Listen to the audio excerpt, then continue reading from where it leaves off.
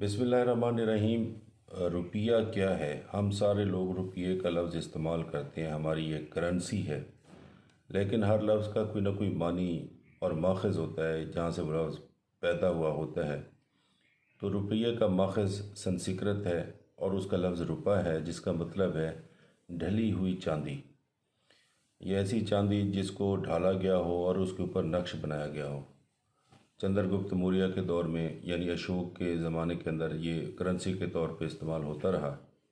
लेकिन शेर शाह सूरी के दौर के अंदर इसको ना सिर्फ नए सिरे से बनाया गया, जो पीछे आपको सिक्के नज़र आ रहे हैं ये शेर शाह सूरी के हैं, और इनको बाकायदा एक वज़न दिया गया। ये चांदी के बने हुए सिक्के थे जिन्हें रुपया का नाम दिया गया, और ये सबसे मशहूर और आम इस्तेमाल वाली करेंसी थी। तो रुपया संस्कृत से निकला है जिसका मतलब है ढली हुई चांदी। Thank you very much.